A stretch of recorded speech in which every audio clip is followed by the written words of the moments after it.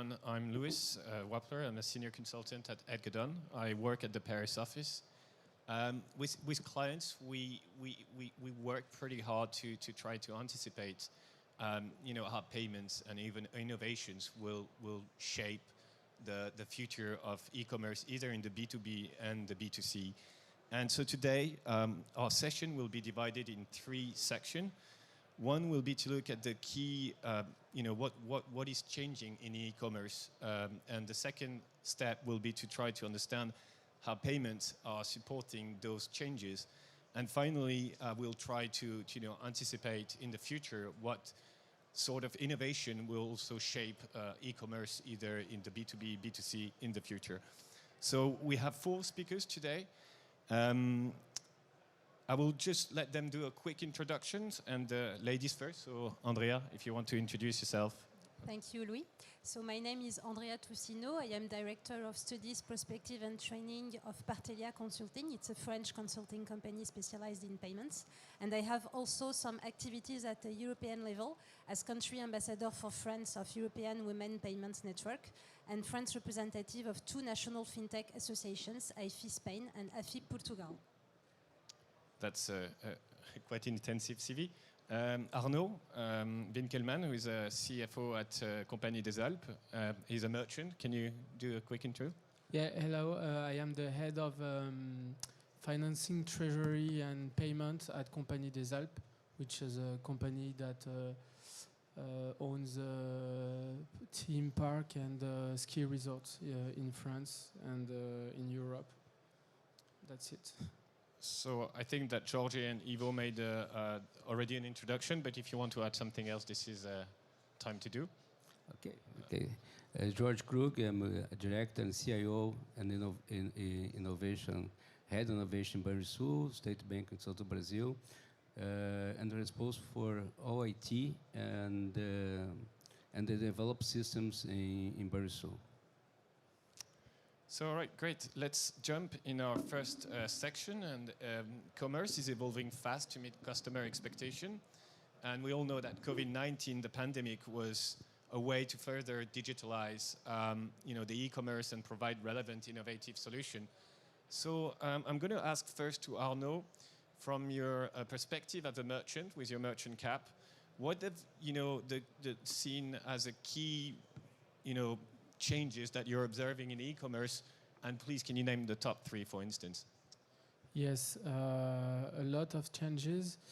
With the COVID crisis, we have moved to, as everybody knows, to more e-commerce and omni-channel. It's something that wasn't really considered in the past. We have accelerated all the omni-channel project during the COVID crisis.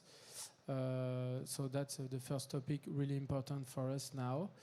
And also, very important topic also, the BNPL, Pay Now, Buy Later.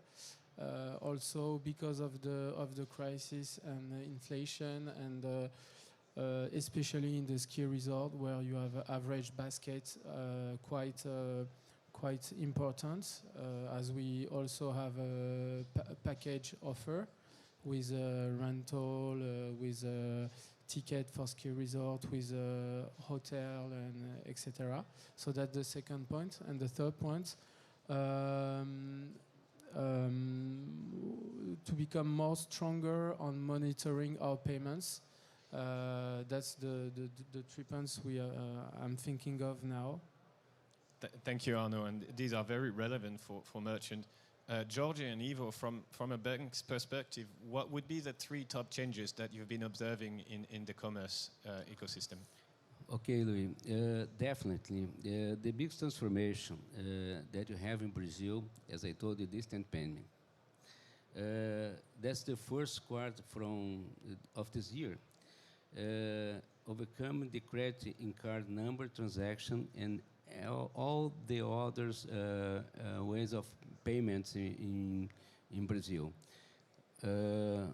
The second is open bank. I don't know if you want to talk a little bit. For me, it's the open bank. And the last one is the the integration of the second phase of Open Bank, Open Finance, included the PIX integrating with the Open Finance. For me, this is it's very important perspective for the next step. Yes, and in this last point is that the integration between PIX and Open Bank, it's a very important step that will change all the commerce, all the market in Brazil. Because with it, we can do a PIX, we can do an instant payment out of your bank platform. Okay, as it integrates with Open Bank, we can develop a app and move money between banks, between the bank and the merchant. You can move this money very fast using PIX. Great. And Andrea, you take part in many conferences related to payments.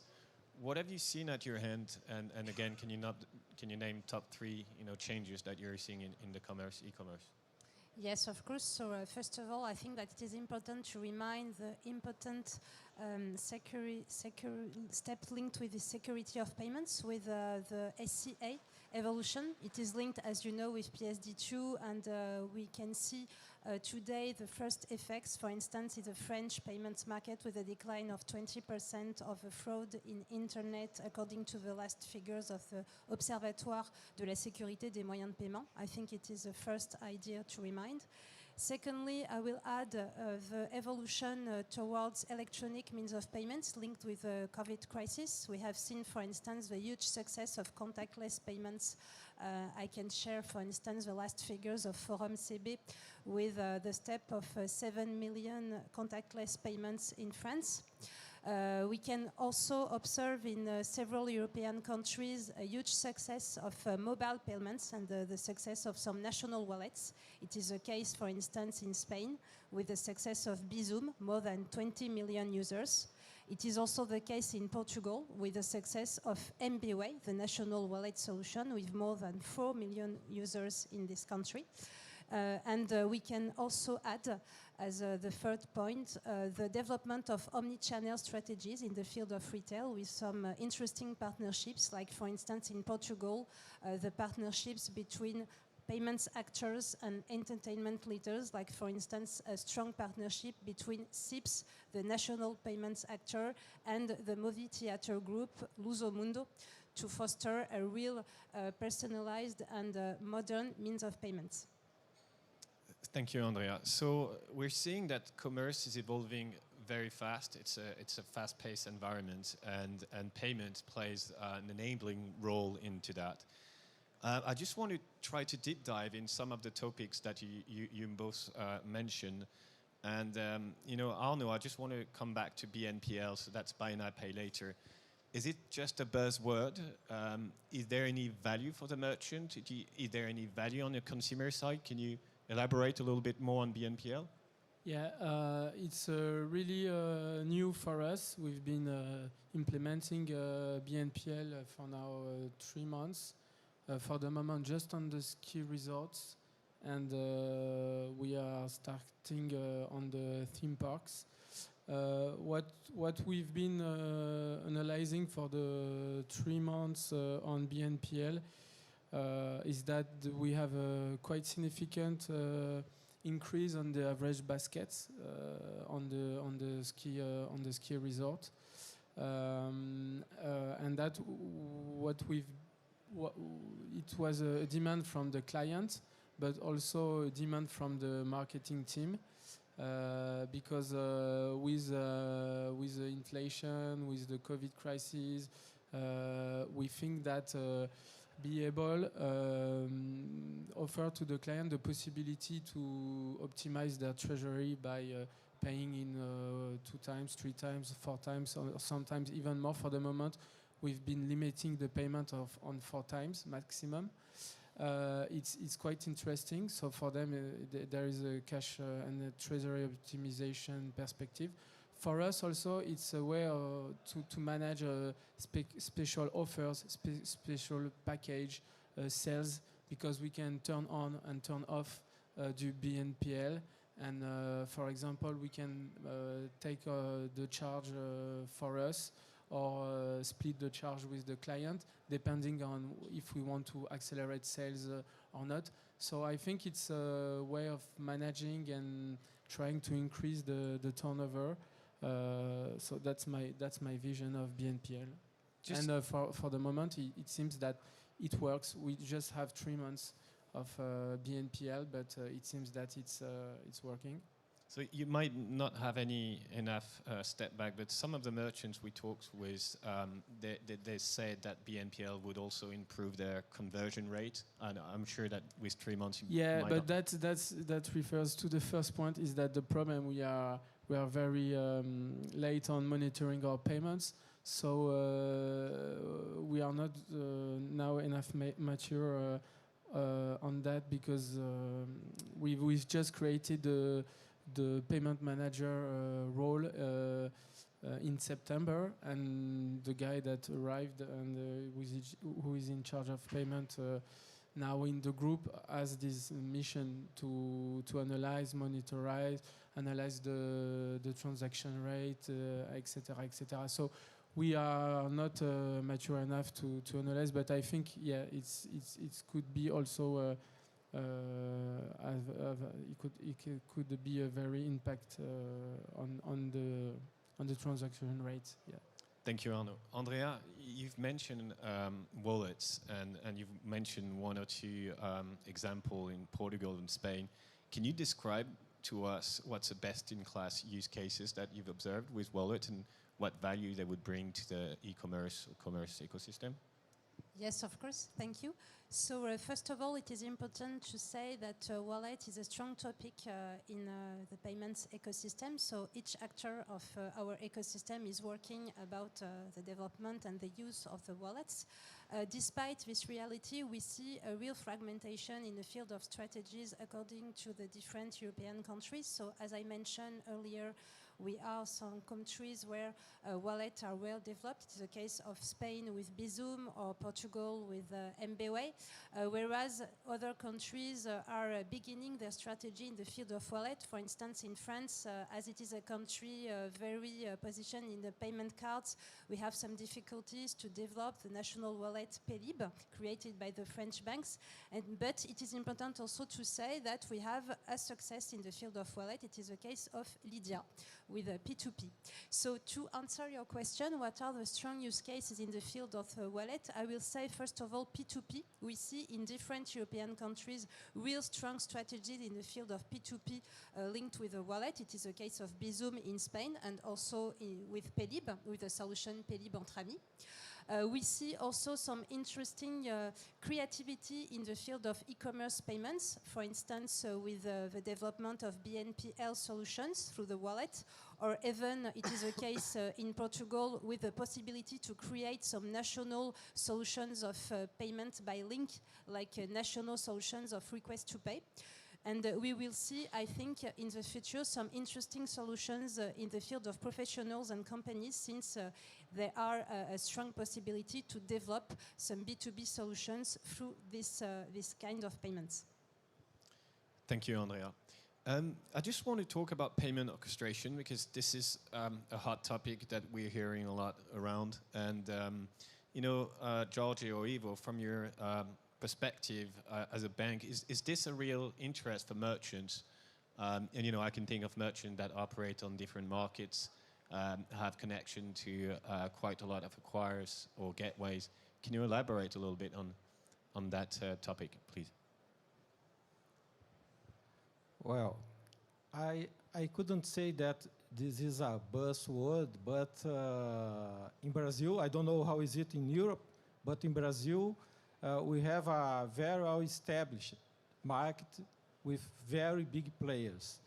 And this market is working very well. So I think that it is not so important in the case of Brazilian market. Thank you. Just I agree with Ivo a little bit. It's important to tell something else about this. This moment, I agree, it's a buzzword, but you have to see how fast it's changed this market. Andrea talked about the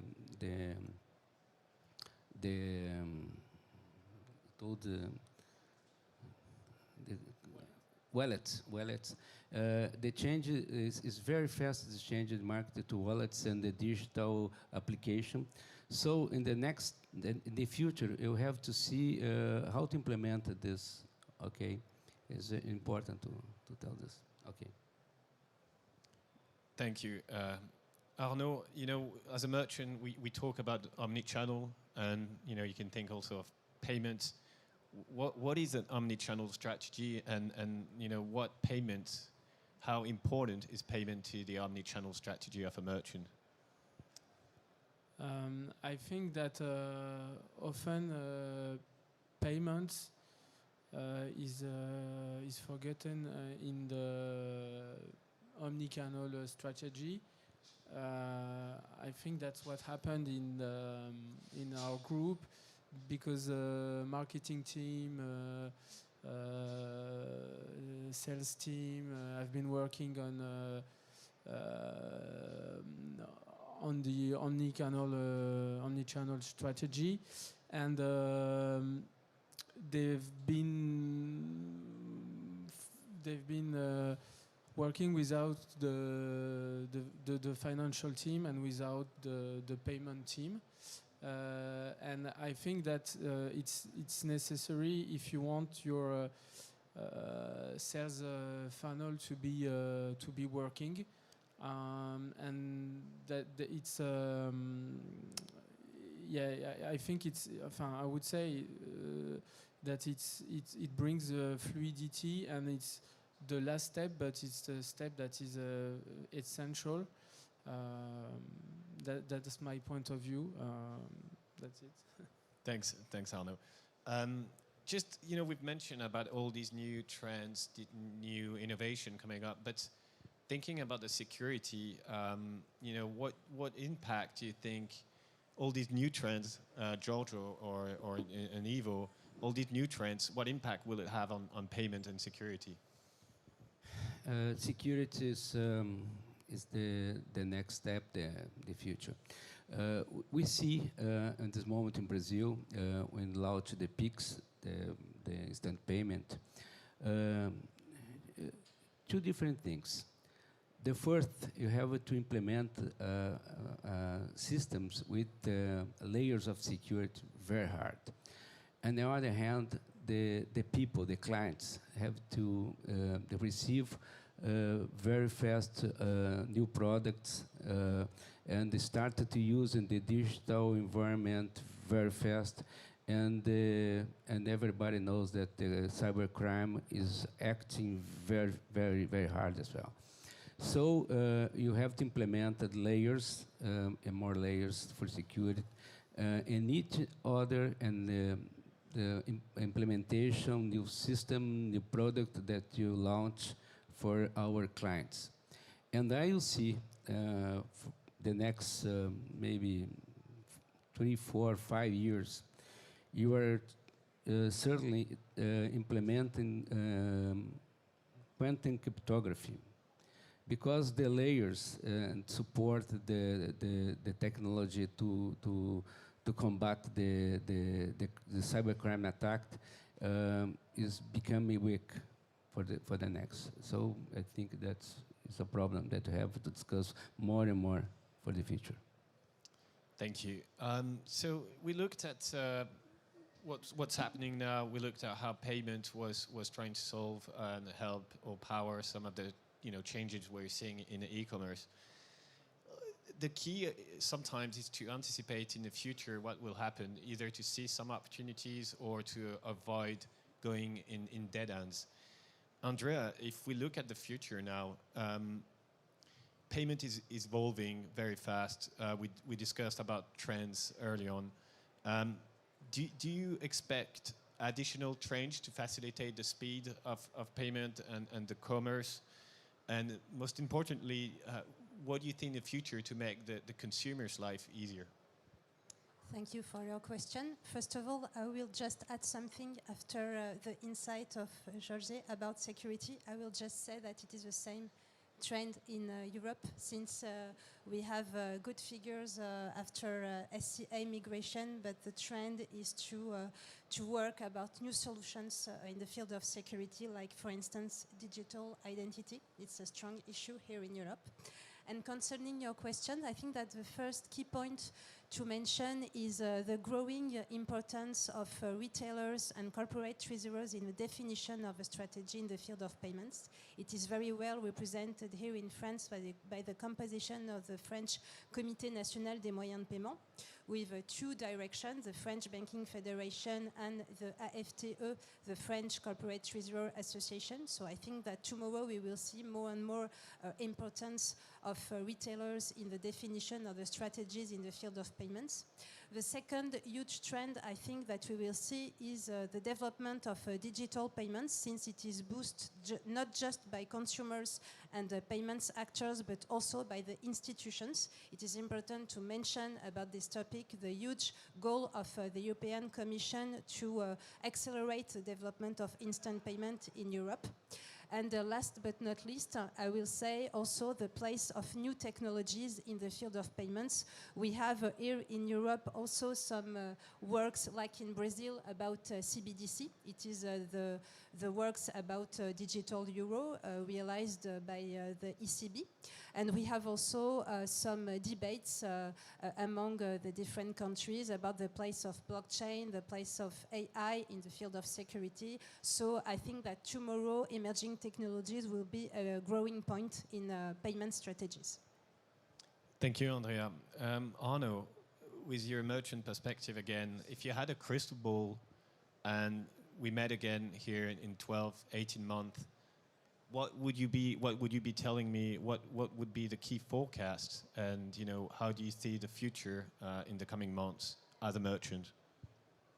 From the COVID experience, I would say that the point of sales will also become a point of control. For example, when you go on a ski resort, when you will buy your ticket, we will control that you have a COVID pass, so it will also be a point of control. That's what I think. It's the same for the theme parks. When you will enter the theme parks, you will validate your ticket or buy your ticket, but at the same time, we will control your COVID pass or whatever epidemic it will be. But yeah, I think it will become a point of control. I would maybe add two points also. Security in payments is really important, but as a merchant, we are always balancing between security and sales. So where is the limit between the security and the increase of sales or the decrease of sales, the impact? So it's very difficult to find the border, and that's a really important topic to work on with the marketing team, the sales team, etc. So that in the future it will be key, more security, but at the same time it has to be not with no bad impact on the business.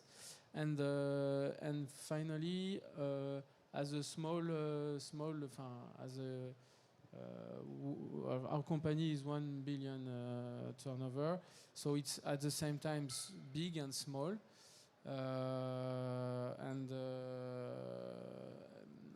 And the question is, what do we do with currency? Because the volume is quite low and split it between different currencies. So do we have a bank account in each currency, and we manage the risk in my team, and then we convert? Or do we use solution like DCC, dynamic currency conversion? It's a good solution, but what we find today, as we are we are looking for new PSP, new model, new architecture on acceptation and acquisition. It's quite difficult to find other solution as DCC, and at the same time we don't have the critical size to open bank accounts in each currency and manage the risk in central. So that's also a key point for companies that have a middle size, I would say, in terms of sales. That's my 3 points. Thanks. That's good. Jorge and Ivo, any last payment prediction in the coming month, and focus on Brazil or LATAM region, or anything you want to add on that? I have a lot of things. Ivo. Okay, yesterday we discussed a bit about that prediction, what you can predict to the short future. But what we can say is that in the next 2 years, not in the next 5 months or a bit more, but in the next 2 years, in the case of Brazil, you have the integration between the PIX and CBDC. That will be a very important advance to the Brazilian currency. And as the second point, we understand that we need to start the discussion about a security layer. That today we believe that the way that we are managing the security is not enough to the new ways of payments that we have, and what has happened in terms of attacks from the hackers. And the last point, what we see is the need of improve the education for the people, for our customers, to know how to manage, how to use this new technology of payments in general, okay? Because there is a very big movement to change the way of payments, and the people need to be educated to use that, especially with security. Thank you very much. Especially in this last point, education and culture. It's not only in Brazil. I think everywhere. The education for security, the people that use the digital environment, the digital application, it more must be oriented for cultural education for security. Everywhere. We have the same trend in Europe with the works of European Commission about financial education. And among the different EU countries, I think about Portugal, since the Fórum para os Sistemas de Pagamento integrated information and communication as a first pillar to foster secure and new ways to pay. Thank you very much. That was very insightful. Conscious of time, I don't know if we can take 1 or 2 questions from the audience. If anyone has a question, or Greg, if you...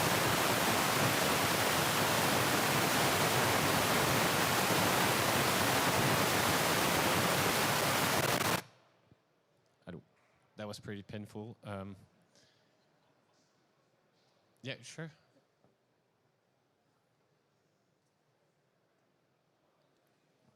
You can use that one.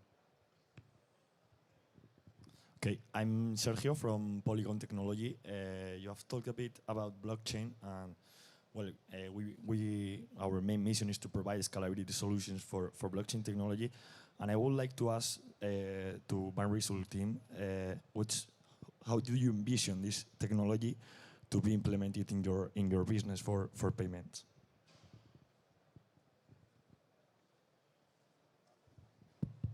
It's okay. It's okay. Well, in the case of Brazil, Banrisul is a Brazilian bank under the ruler of central bank. Okay, so the way that we manage the payments, the payment system, it depends from the decision. And in the case of PIX, it is not a blockchain system. It is an online system that move the money and there is a clearing house to do this movement. That is it. In general, Brazil, the central bank has a very strong hand to roll the ways that we develop, we manage the payments and the money. I can explain a little bit this question. The central bank is very direct and regulatory standard for Brazilian banks. And PIX, it was implemented in not a centralized architecture. 1 year before, 2017, I think, and I talked in TRUSTECH in 2018, I think so, about the first movement that 5 banks implemented the first system instant payment based in blockchain. It was developed in Hyperledger Fabric 1.0. But the other banks in Brazil at that moment in 2008 was working with Corda, okay, R3 Foundation. So the central bank decided to no blockchain, and you define the Directeur. Directeur is the centralized architecture for PIX based in system of central bank. And the next step we use in CBDC, yes, it will be in blockchain. Okay, I don't know DLT, what DLT will be. Okay. Maybe we can take one more question. I see that you got raised on.